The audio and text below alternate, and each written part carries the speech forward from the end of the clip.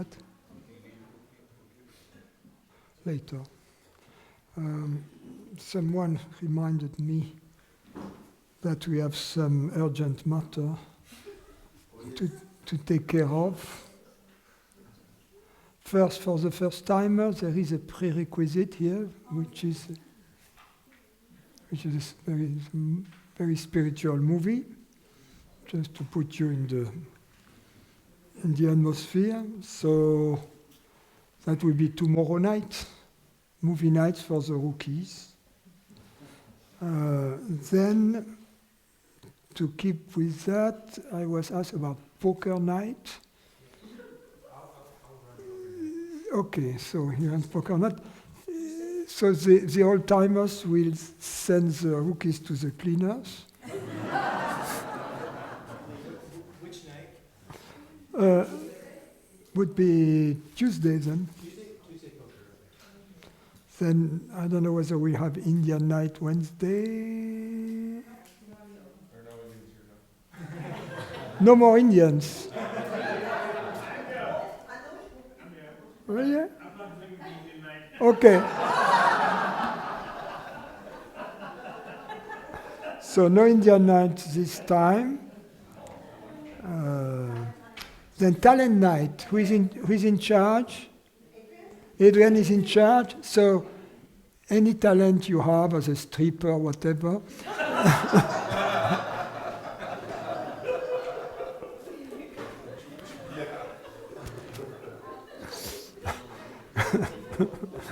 Contact Adrian.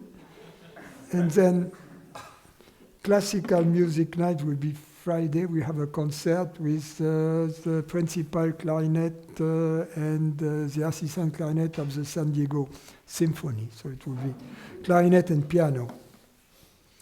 Okay. That's it? Nothing has been forgotten? Okay. Questions? Oh, Tom.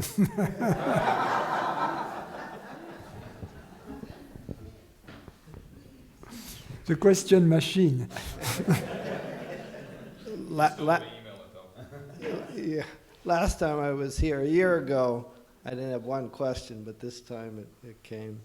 So in today's session, you talked about hatha yoga and how it can be a hindrance, I think you said, but yet if it's not meant to be an aim to the goal of yoga, it's supposed to be like working out, good for the body. Yeah, then it's fitness. That's Yeah, different. then it's It's fitness, not yoga. but not as a practice and ritual, but just, okay. That was it. But even at least as fitness, I've done a lot of that, and that there are yoga exercises that are not that healthy for the spine.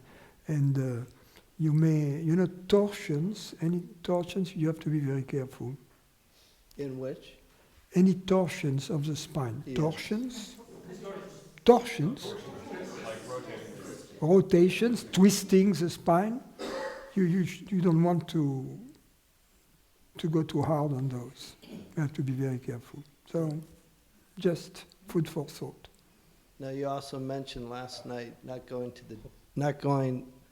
during the retreat to the gym, but it's the same. Oh, the gym for the germs. Gym germs. You have the sweat of all these guys with all these.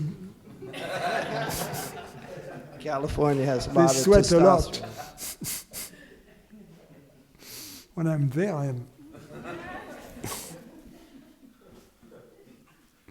try to be transparent.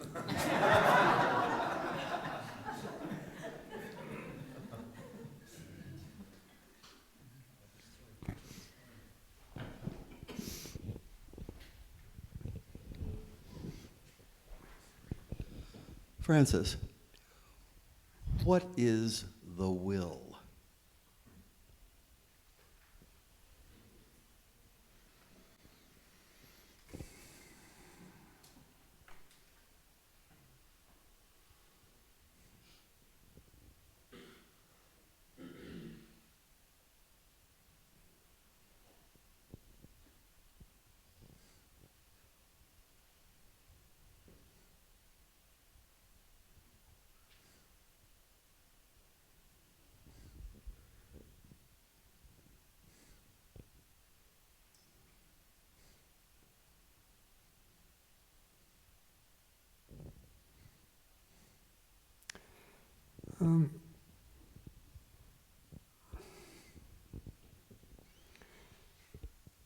It's an intention associated with a sense of doership. Otherwise, it would be just a wish or an intent. But then, if as a separate and therefore illusory doer,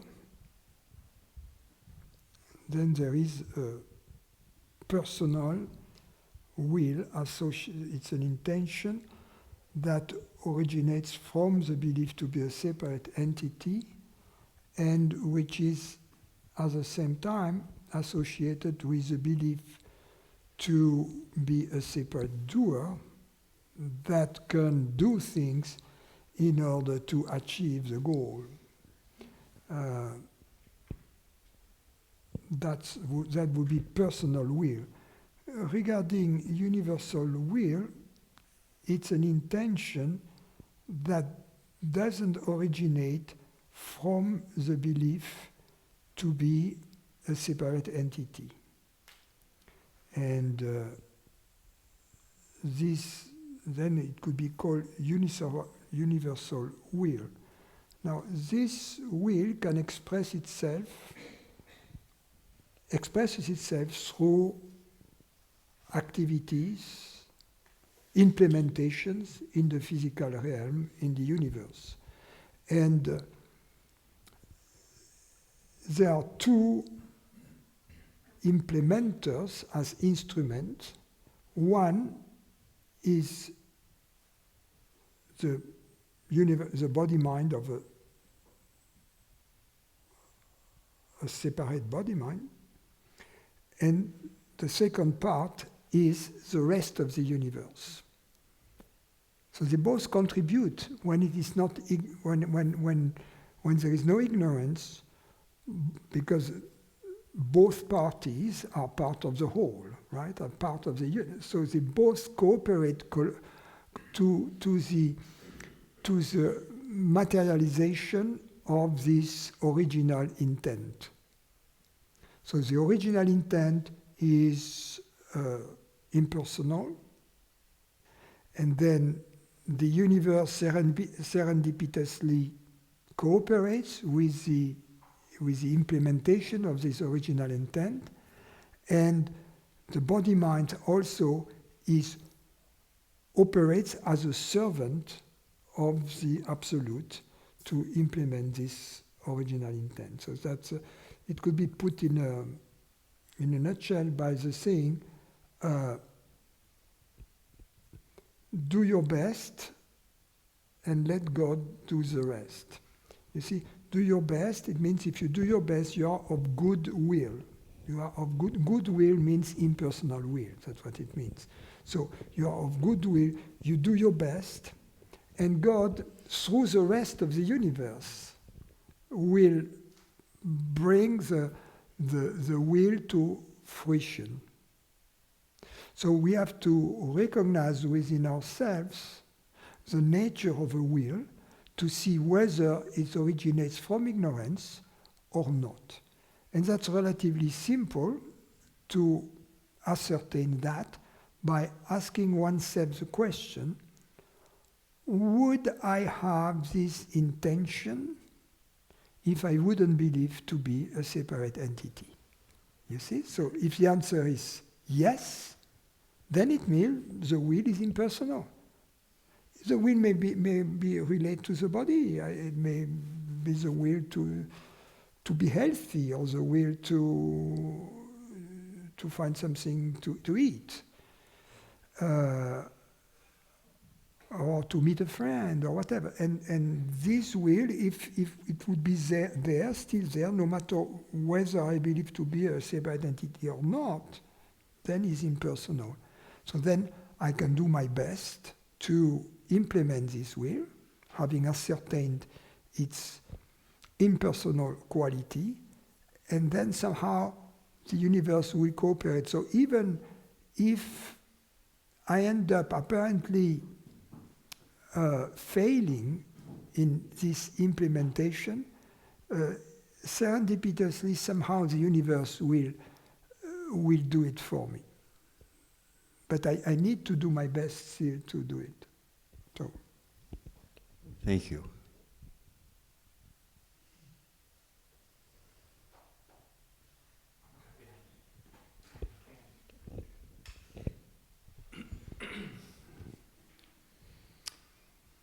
Last night and this morning also, an old, very painful belief came up for me. I am excluded from the group. And that belief, when I view reality through it, it turns this beautiful place into a scary place. I did some work on that and got to a place where I saw I am just the openness that's moving all of these bodies and perceiving through all of these bodies. I think later it shifted to I'm a separate person again, but I'm in harmony with the group and I'm feeling confident and I'm liked, and that's still a separation, but it's kind of pleasant.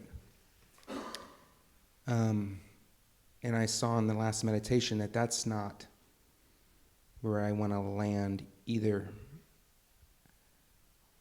Do you have any?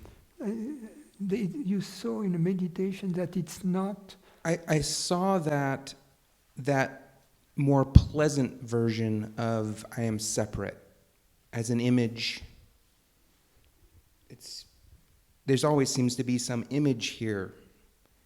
Happy, sad, angry person, blissful or frightened.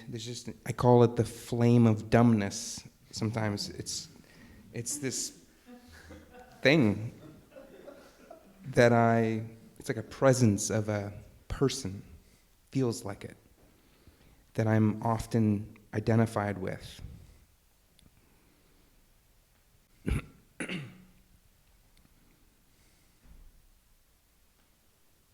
I'm curious for your comments.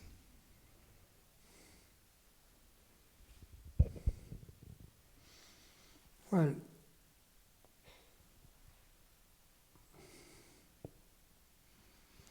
this presence of a person with which you identify can only exist or have the power over you in confusion, in a lack of clarity. If you focus your attention onto what it is, this thing that you identify with, automatically you will distance yourself from it. So the problem is that usually we don't want to, we enjoy this identification. And that's our freedom. Up until we realize that down the road there is a price to pay. And then we are more cautious before we enjoy being this ill-defined set of feelings and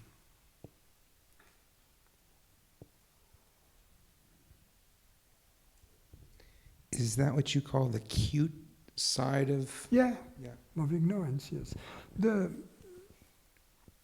Regarding the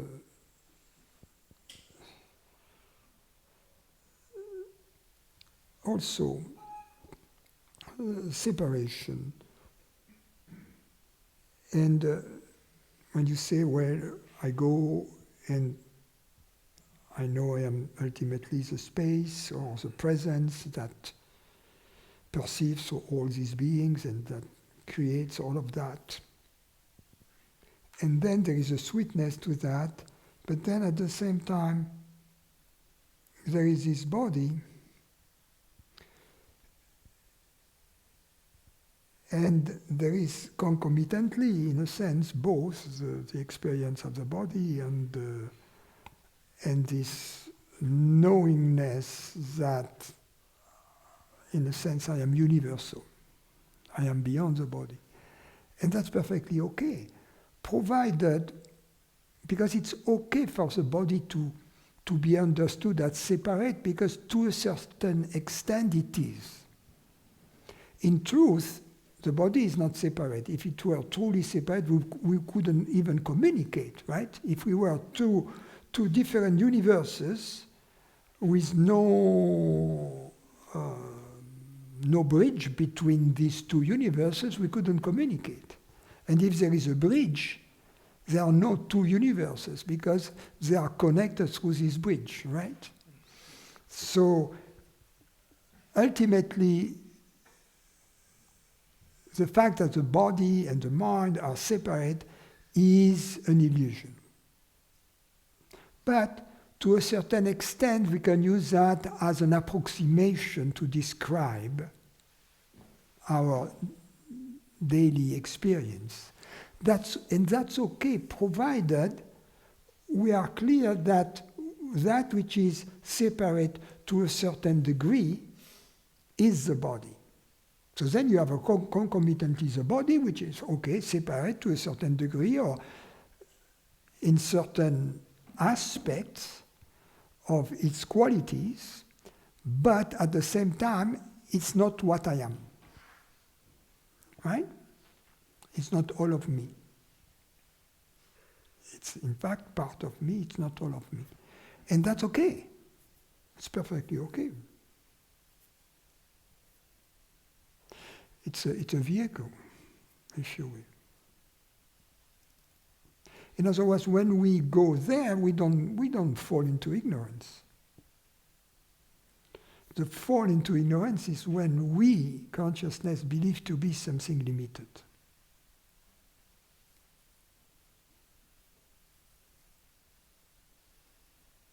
But if we are the owner, the driver, the manager of the body, if you will, that's different.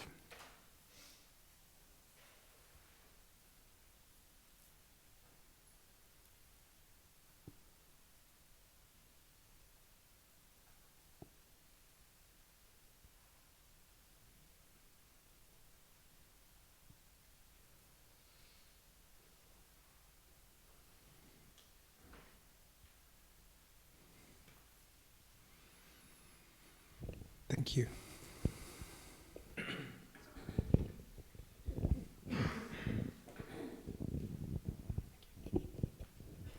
Hi, Francis. So, I did my homework. And So what is the reality of consciousness? yeah. So, this is actually when I was eating an apple. I was very aware of the different perceptions, the taste of the apple, the color, red, and then I became aware of that which is perceiving those sensations and that which is eating the apple. And I came to the conclusion that that which perceives the perceptions and the perception of the apple and the taste and so forth, those cannot be separated, and that those are one. And in that moment, that was my universe in that sense, in the sense that I wasn't thinking about what's going on in like Africa or something. I was just in that moment. So my question is that what you would say like universal reality? Because in Not yet. Okay. Not yet. Because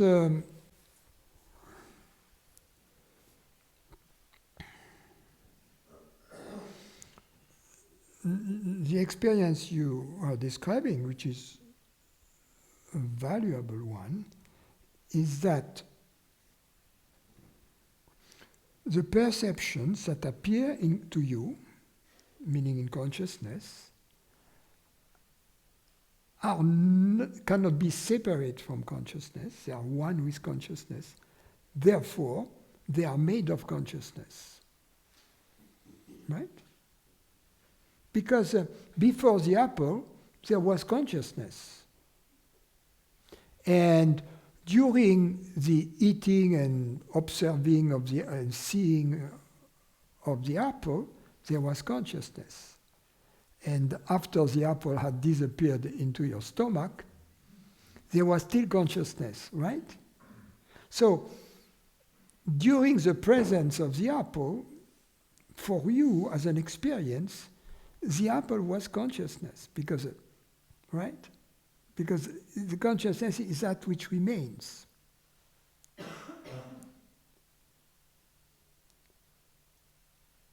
At the time of the perception and the consciousness are one.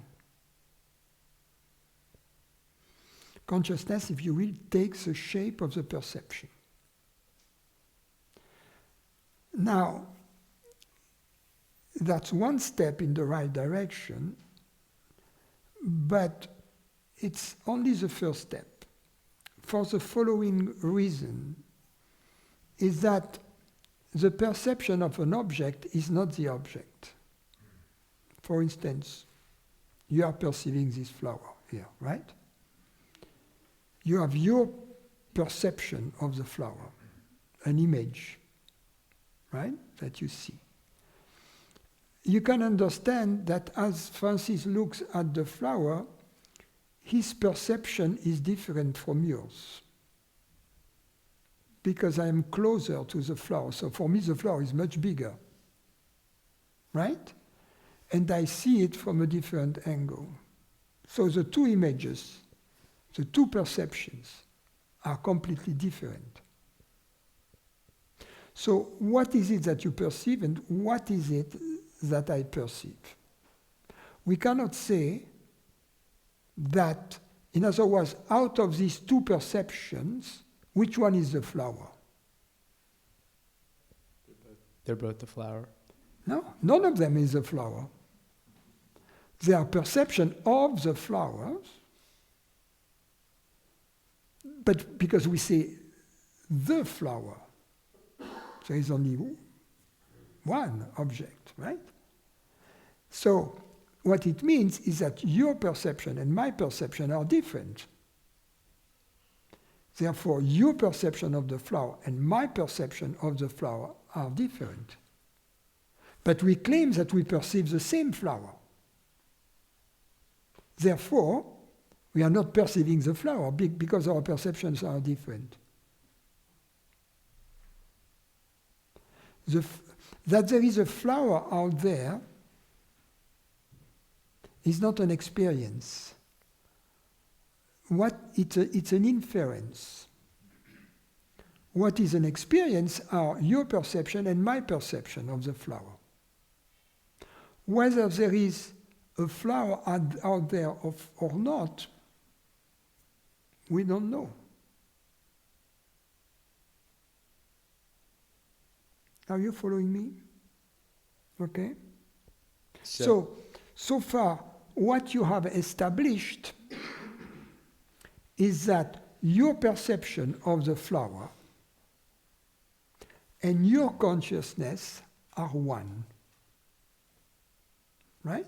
That's what you have established. But you have not established that it is the same consciousness that perceives your perception of the flower and that here perceives Francis's perception of the flower. That you have not established that. Are you following me?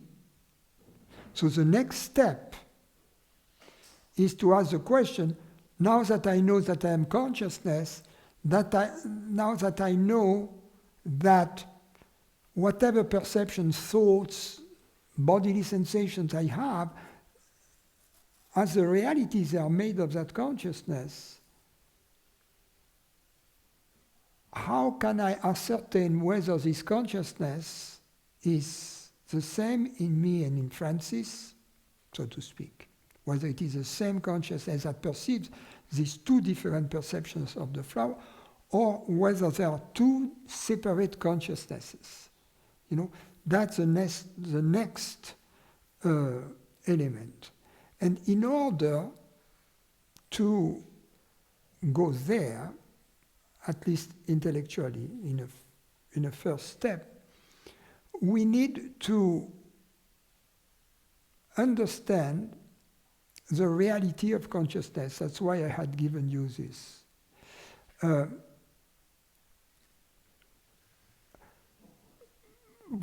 Would you agree that if consciousness is not real, nothing that we know can be real? Would you agree with that? Because if consciousness is an illusion cannot perceive reality. That which is an illusion cannot perceive that which is real. For instance, if in your dream you speak to someone, right? In the dream, it seems to you that this person understands what you are telling them, right? In other words, it seems to you that this person perceives your words. Now, as you wake up, do you still believe that this person was perceiving your words? No. Why? Because this person appearing in your dream was an illusion. And it is very obvious that something which is an illusion cannot really perceive. Right? So it's very important to understand that. So, if consciousness were not real, were an illusion, we cannot be certain of the reality of anything. You see, because an illusion cannot perceive anything real. However, we have this deep certainty, and that would be Francis a priori, not Kant's a priori. We have this deep certainty that there is reality, that there is something real. And I think I've proved to you that we have also this deep certainty that consciousness is real. Otherwise, there is nothing is real. Either consciousness is real or nothing is real, experientially, right? So, consciousness must be real. Consciousness must be at least a reality. So that's why I define consciousness as the reality which is hearing these words right now. I define consciousness in terms of reality. You see. And then the next step, the first, and because of this definition, and this intuition that consciousness is real, it follows that consciousness is its own reality. Because if, so now that was your homework, convince yourself that consciousness is its own reality. Let's assume consciousness is not its own reality. In other words, there is another reality, and which is real. Consciousness is not real. It is made of this other reality, which is the reality of consciousness. Now, in this case, under this assumption, what is it that really perceives?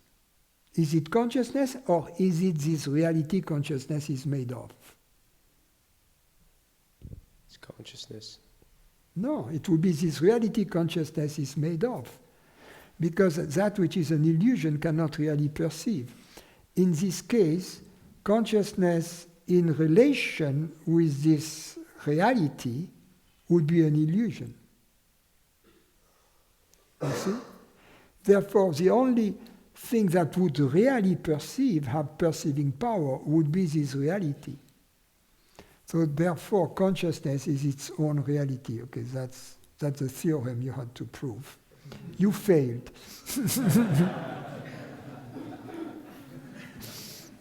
You see, so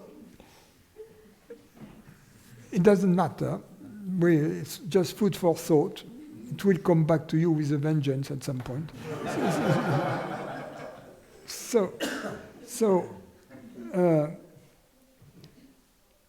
The moment, you see, somehow we have to come in contact with this deep knowledge we have that consciousness is real.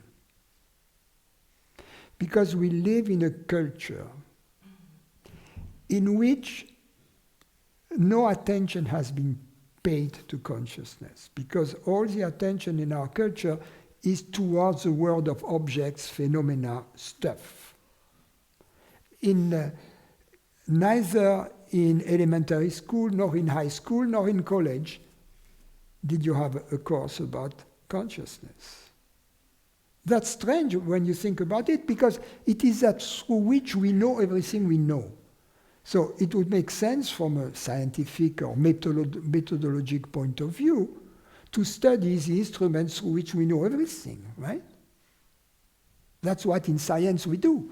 Before we measure any phenomenon, we make sure that we acquire the best possible knowledge of the measuring apparatus. All the qualities, the precision, and there are many other, reliability, etc., of this instrument. Otherwise, you cannot be certain of any of our measurements or observations. So it's the same here. So we live in a culture in which consciousness has been ignored. Completely ignored. And the way it has been ignored is by claiming, in a very superficial manner, because we don't pay attention to it, that consciousness is of the nature of thought. I put that. Consciousness is of the nature of thought. It is thought-like. And having done that, having put consciousness in the same class as thoughts, of course, in our culture, we know that thoughts are less real than physical objects. Why? Because thoughts are evanescent. They appear, they disappear. Where did they go? Where did they come from? You know, they cannot be found somewhere. So we say, thoughts are not real. That is real. Matter is real. So then, having put consciousness in the same class as thoughts, due to a lack of investigation, then we say, okay, consciousness is not as real as matter. The body is real, it's made of matter. Consciousness is whatever, something very subtle like thoughts. Thoughts are coming from the brain. The brain is a thought factory, and within this thought factory there is a special building that there is a consciousness factory, right? That's more or less the model that we are using. But if we just pay a little, that doesn't pass any litmus test. If we just pay a little attention, what does that mean to put consciousness in the same category as thoughts? It would mean that a thought creates another thought. Consciousness is, right, because thoughts are made of consciousness. Consciousness creates thoughts. Consciousness thinks. So it would mean that thoughts think. In fact, they don't. I mean,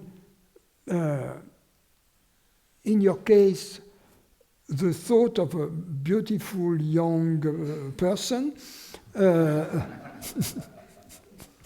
doesn't think the thought of, gee, I have to turn back this paper.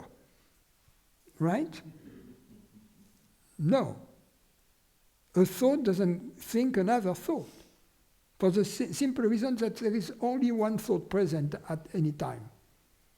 So the creating thought cannot be there when the created thought is present. The only thing which is present when a thought is present is consciousness. Therefore, consciousness, number one, is not a thought. Number two, it is that which creates the thought, or that thoughts are made of. So consciousness is not a thought. That's very important. Now, the moment we have taken consciousness out of the drawer where the thoughts are put, then it loses its potentially illusory aspect. Then it recovers its reality aspect, the reality of which we precisely have the intuition, something that tells us, yes, there is something real about me, about consciousness.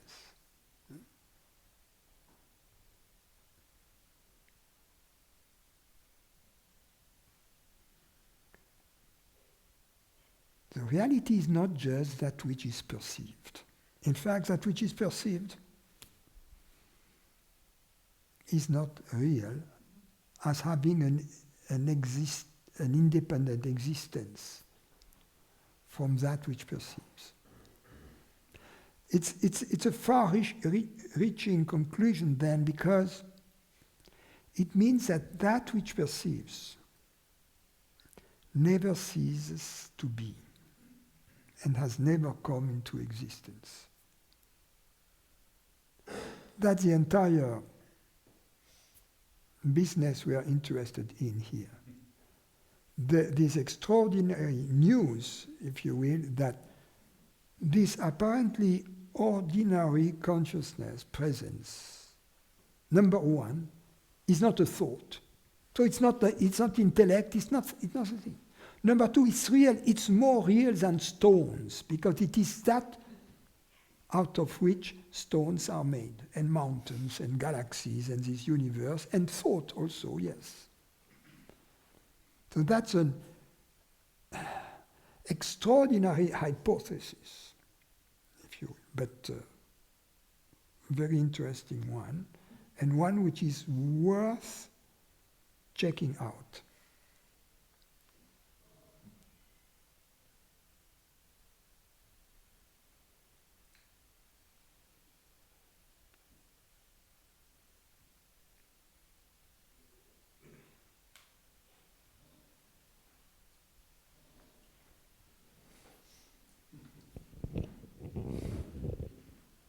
Francis, is it to experience the boundlessness of experience as such, is it necessary to get into that second tier of sensing in order to jump to that? No. By second tier of sensing, you mean the fluidity of bodily sensations. Yes, or perceptions, or... No, because the access to the space is direct from either from the gross realm or from the subtle realm. As a practice, being, trying to not try, or trying to do these experiments as a practice, would you say it's necessary? I know I shouldn't. I know I should not be looking at it as a process, but Yeah. No, well, we have to know what we call practice. It's not a practice in that sense that a practice is a repetition, but we are dealing with a body-mind entity, and what we are doing is we are deprogramming patterns that we have inherited from ignorance through years spent in ignorance, to make our experience of the body and of the world consistent with consciousness being universal. So that's what. So we are really dealing with the body and with the mind. So this deprogramming and reprogramming can be construed in two different ways. One, it can be construed as an experiment in which we are asking consciousness, are you universal? This space, is this space universal? So by altering the way we perceive the body and the world, instead of, because if consciousness is universal, our true body is the universe, right? So then, by reprogramming the way we perceive the body and the world from a separate perception to a perception in which the world that surrounds us, our immediate surrounding, are seen as part of our body, there should be consequences as a result of this shift in perception. And these consequences should in turn build up a body of evidence in support of the universal consciousness hypothesis. That's one way to look at these exercises as asking the question, asking reality, a consciousness, are you universal? Just as a scientist conducting an experiment is asking nature, are you quantum or are you classical, right? For instance, things like that. So that the other way to look at it is this, okay? I am kind of convinced that consciousness is universal. However, the way I perceive my body and the universe is not in sync with this understanding. So now I am realigning that to be consistent, fully consistent, not to be simply consistent on the level of concept, but also to be consistent on all levels, the level of perception. Because if you are already consistent, both on the level of concept and on the level of perceptions and bodily sensations, then the decisions, the activities that are going to flow from this new way of thinking and of perceiving will tend to be consistent with consciousness being universal. You are following me? Because these are the foundation. How we perceive, how the world, how we feel, and how we think. In fact, how we perceive, how we feel is more basic. That's why the yoga is very important. Because already, if we perceive and feel without separation, the thought of being separate is not going to come up. Often the thought of ignorance, of being separate, there is an impulse that is there before, which is in the form of a sense of separation. So if we get rid of this sense of separation, then the only reason why a thought of separation would come up would be memories, or because I'm used to calling myself Francis and to see myself as a man, etc. But that is not as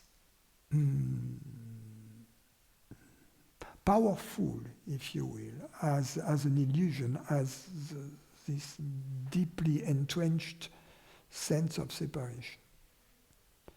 So these are the two ways these exercises, and in fact we don't have to choose one or other way, we don't, because you don't have intention.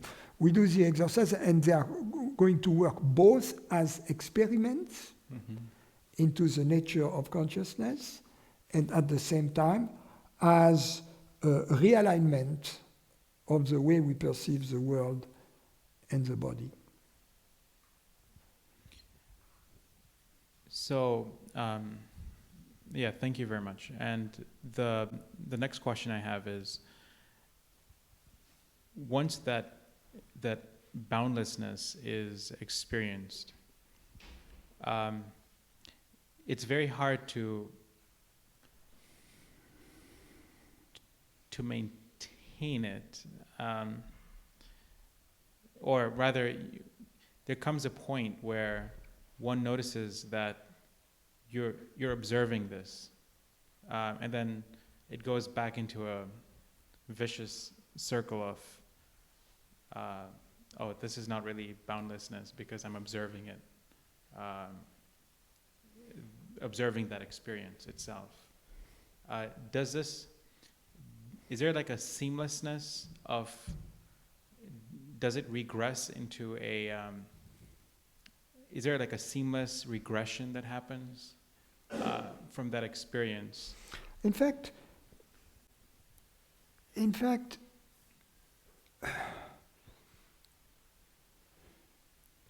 at some point, we realize that it is already the case. In other words, there's never been any separation, even on the level of perception. In this moment, there is no separation. It's just that we empower some specific bodily sensation with an alleged separating power that they don't have, and that they never had. So once we have realized that, the yoga kind of changes, because there is no progression towards anything. It's just the way it is. It's just going back instantaneously to the way things are. You see? And we go back to the way things are, and we remain in the way things are up until, because of an old habit or whatever, we choose again to go back to the old belief system. But then, having seen clearly that it is already the case, that this borderlessness of our experience is already the case, then we go back to it. And you will notice when you do this experiment, as we do here, what is important is not what happened during these sessions, but you will see that during the rest of the day, at some point you will notice a change in the way you, for instance, you interact with people, in your space. You won't be any longer here, you will be there, without having the slightest intention to be that way. You see? It's just natural, because it's more natural to be that way than to be restricted. So the moment you open the can once, the body feels, oh yes, that's my natural state. What was I doing in the box? You see, so then it's...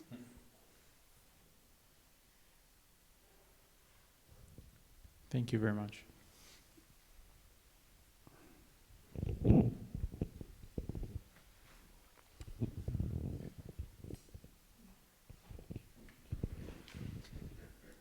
I'm going to cast my remarks in the form of a story, even though I know that stories presuppose space, time, and causality, but I think that they will nonetheless make some sense. So for some time I've been taking my stand as the witness. And I've noticed that throughout the course of my meditations, I, the witness, have become more transparent, more subtle, more spacious, and so on. My question is, how does the witness, in all its forms, drop off? Simply understand this. What you are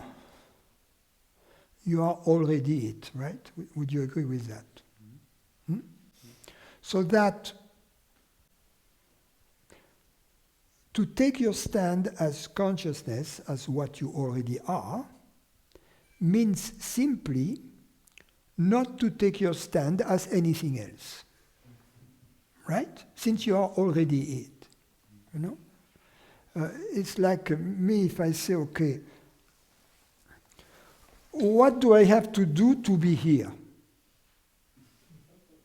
Nothing. Because whatever I try to do, I'm no longer here. Right? So what do I have to do to be here? Nothing. What do you have to do to be yourself? Nothing. What do you have to do to take your stand as consciousness? Nothing. In other words, it's not that you have to do something, but it's that you have to stop doing something.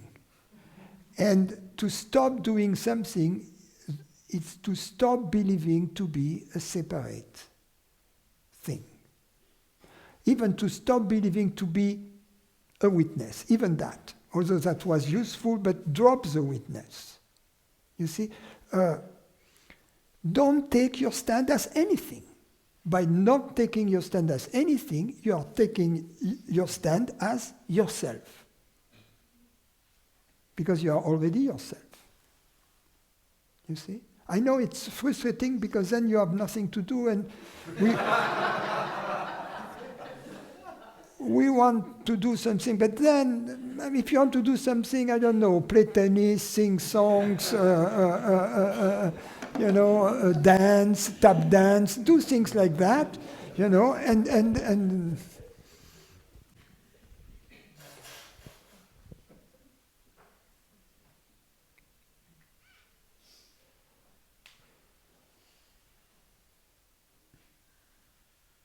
because what you said is precisely true. We take our stand as the witness to stop taking our stand as a body-mind, you see? But at some point we have even to drop that. So that's why I gave you permission to do, and not only permission, but prescription.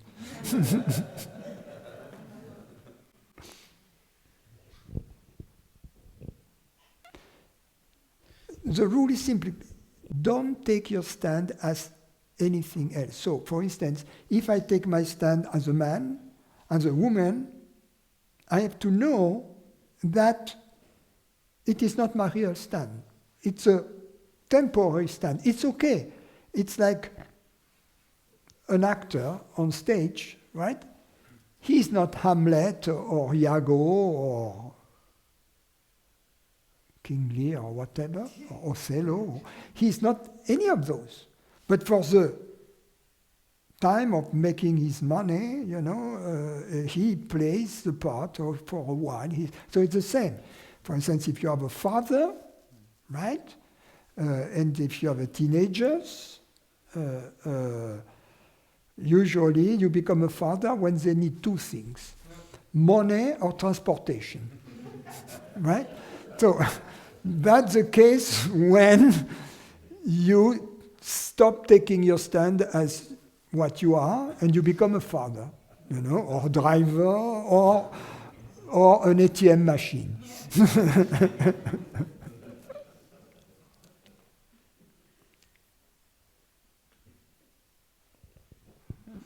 But in that last case, the child has grown up, and the child no longer needs me to take my stand as the ATM machine and so on. Perfect, yeah. Yeah. But there are other parts that we play. I mean, Iago and Othello are not the only parts you can play, you know. So one very common part that we play is the part of a man, or of a woman, of a human being. That also is bad. That's not our natural state. Our natural state is not to be a man or a woman. Our natural state is to be none of that and all of that, but not some of that.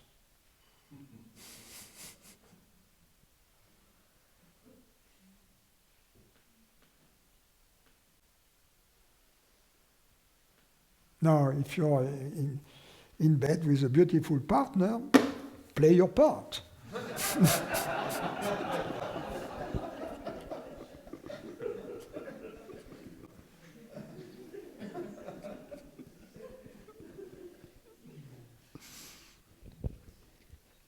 So that I'm clear. Yeah, that's immediate enlightenment, right?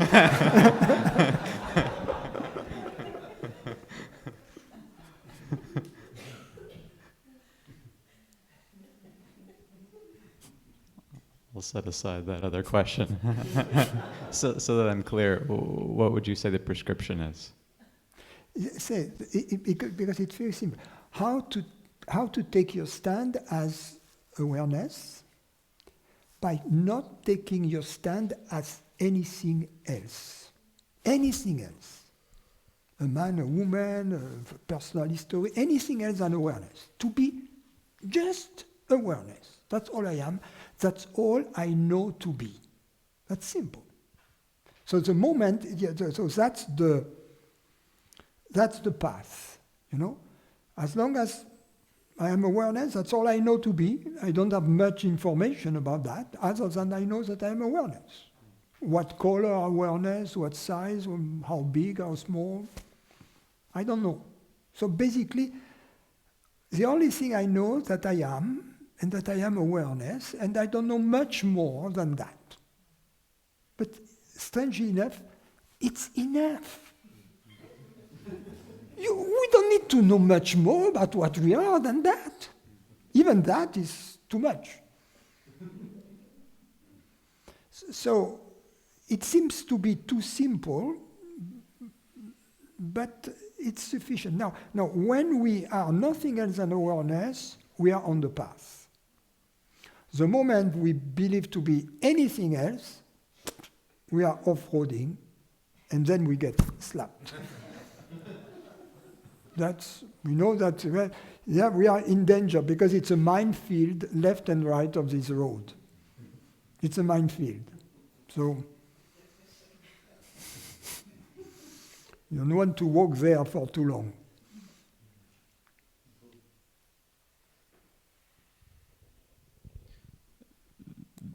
Therefore, neti.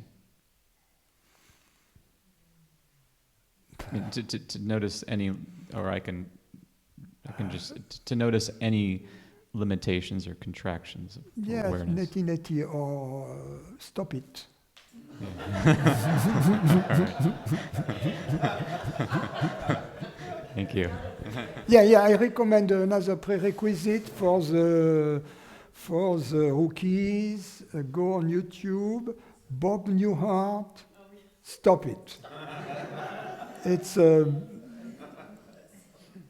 It summarizes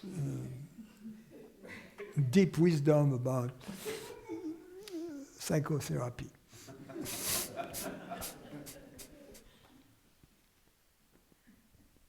Hi, Francis.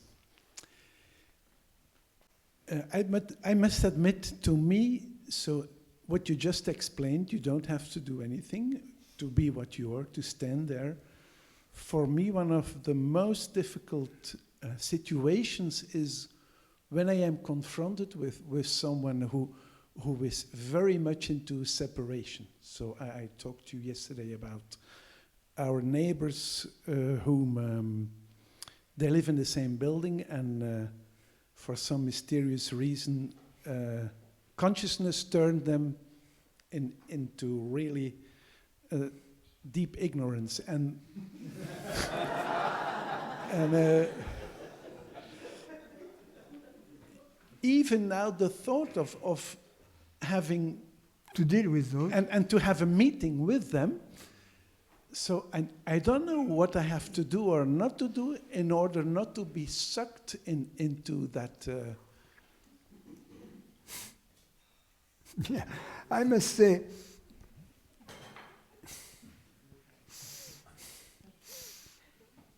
you know, there are people in ignorance. They are like these animals that live in the ocean. They have all these tentacles, you know. Right. So when you deal with them, it's like whoop, one of the tentacles catches you, and then you get rid of it. In the meantime, another has got you, and you are constantly. Exactly. Yeah.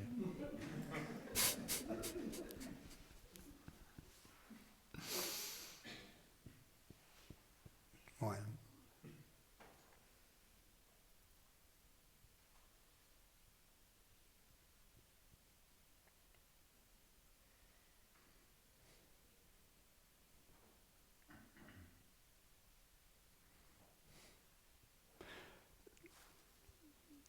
you know,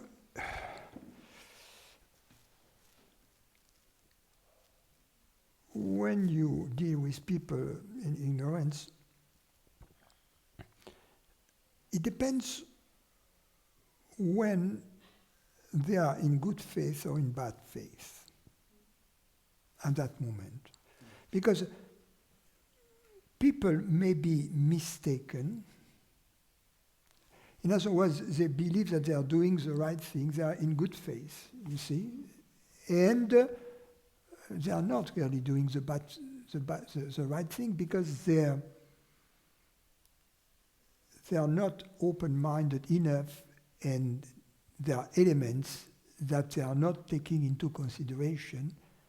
So then, with these people, if you detect that they really mean what they say, the first thing is to acknowledge their point of view.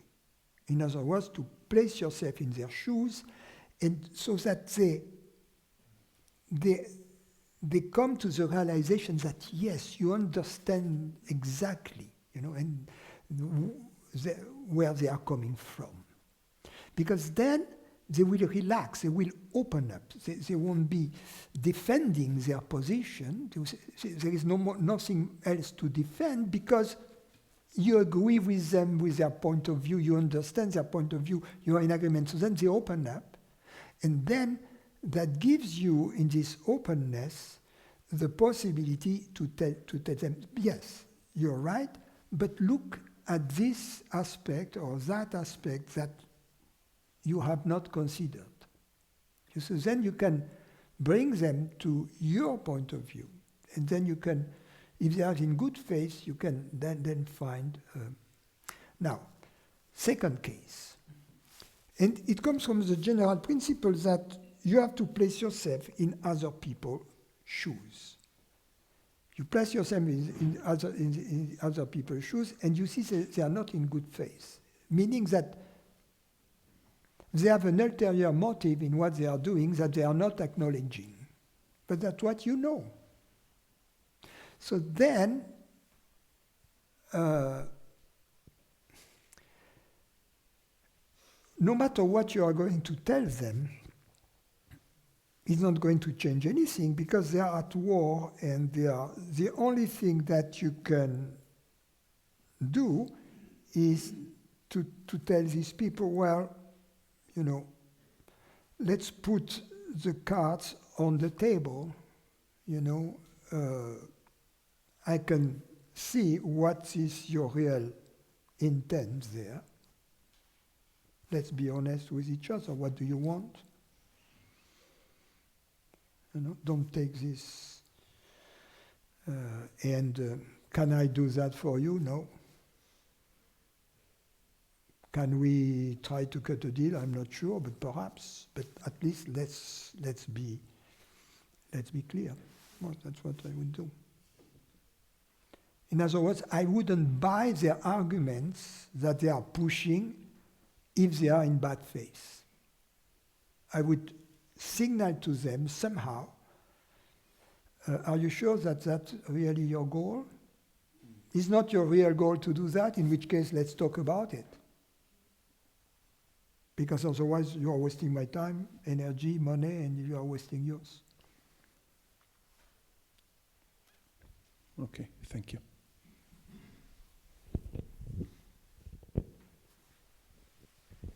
Returning briefly to doing nothing, I've heard you speak about an act of grace, and I was wondering how does grace play into this? It seems as though one would have to do something in order to be able to receive grace.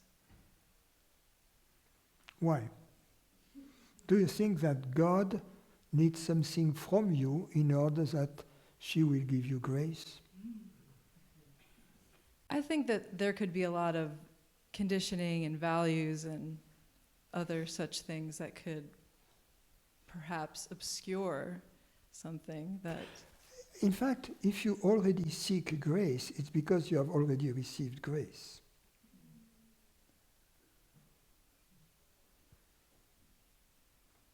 You see? Otherwise, people who don't even know that there is such a thing as grace, they are not going to seek it. But what exactly do you mean? Are you going to seek mangoes at the market if you have never known about the existence of mangoes?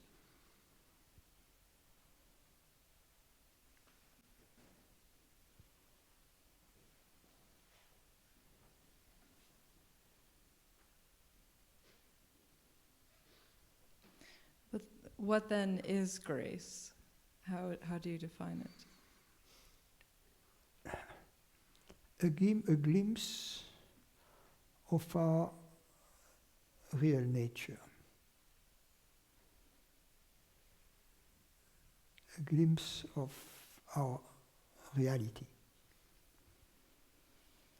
of our universal reality.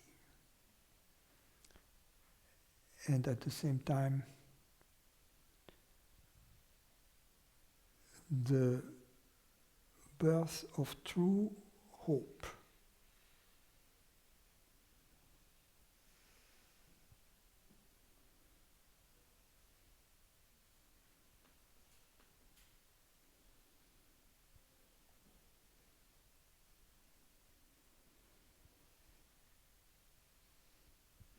Thank you.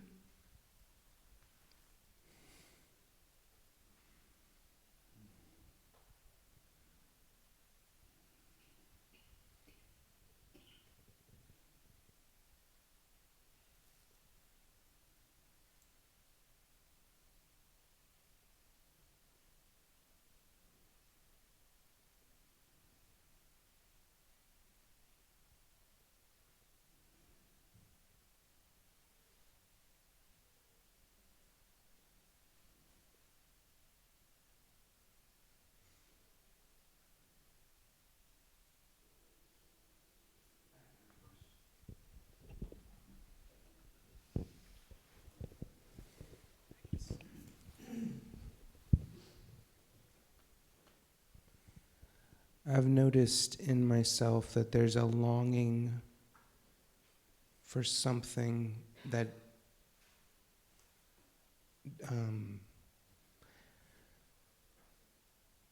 it's like a longing for, if we poked a hole in this reality and there was nothing on the other side of that hole, that's what I'm longing for. The black hole.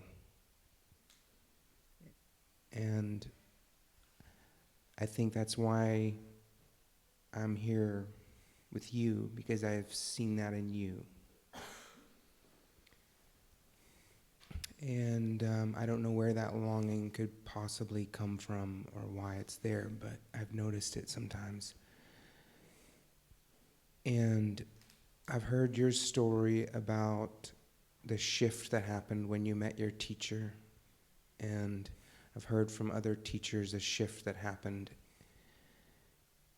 And to me, if there was a shift that sounds like an event in time, it sounds like a phenomenon, like a state.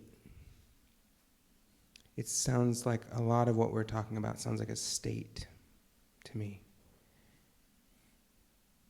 And yet my intuition is that it's not who you are, that not a state.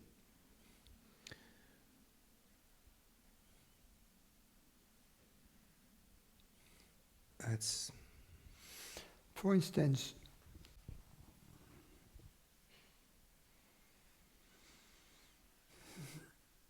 we have to define a state.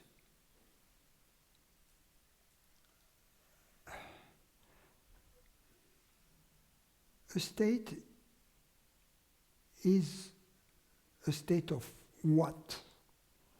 It's a state of the body or of the mind. It's a state of the body-mind. It could be a state of the world also, but it's a state of the body-mind in this case. And of course, it has a beginning and an end. So it's like a short video, right, with a beginning and an end. Now, in this context, having defined a state as such, would you call a case of understanding something about consciousness a state?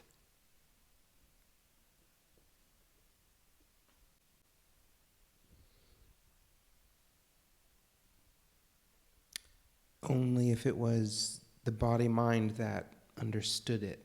Yeah. But can the body-mind understand? Can the body-mind perceive?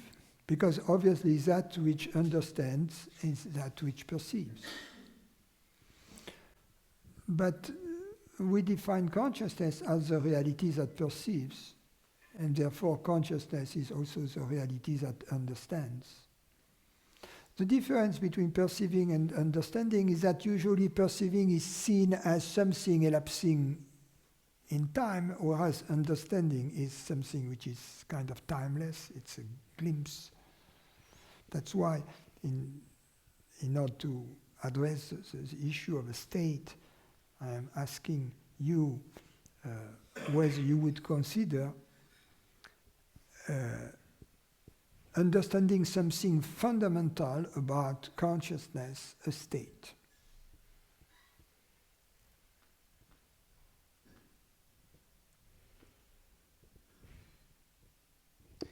Well, if consciousness is in ignorance, then isn't that a state? A state of what? A state of a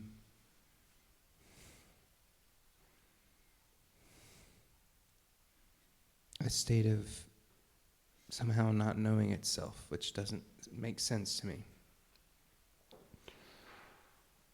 What about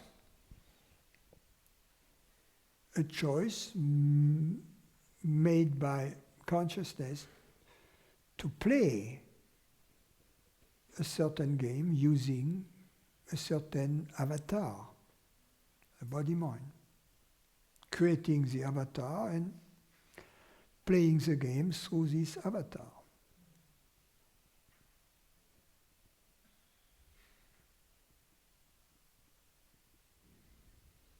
And when that avatar... But that wouldn't be a state of consciousness herself. I'm sorry? That wouldn't be a state of consciousness herself.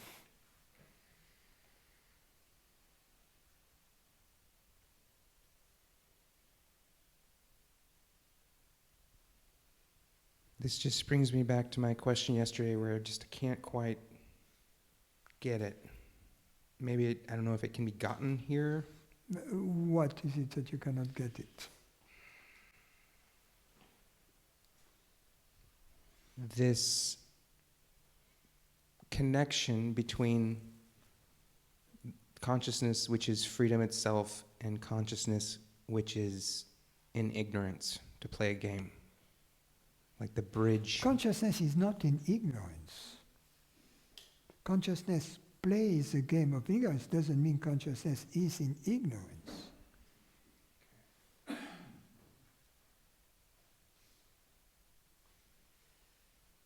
When you watch a movie,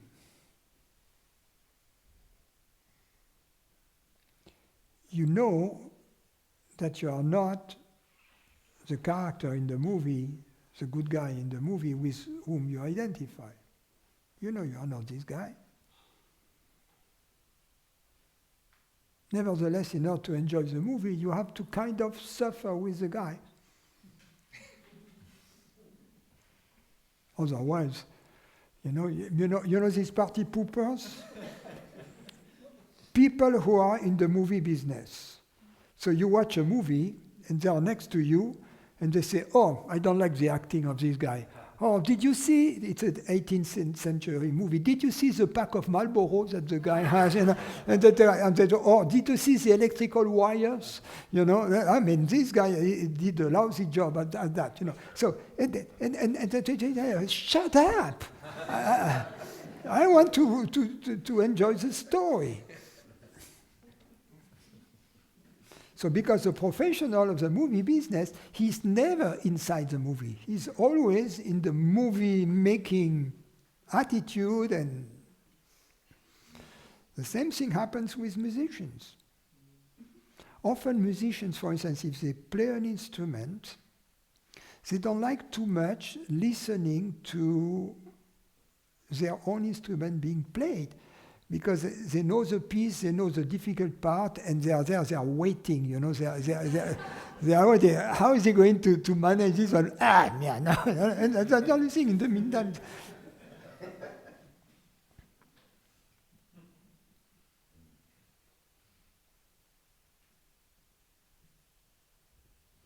I can see that I'm playing.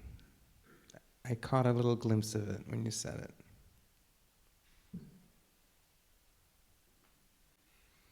Thank you.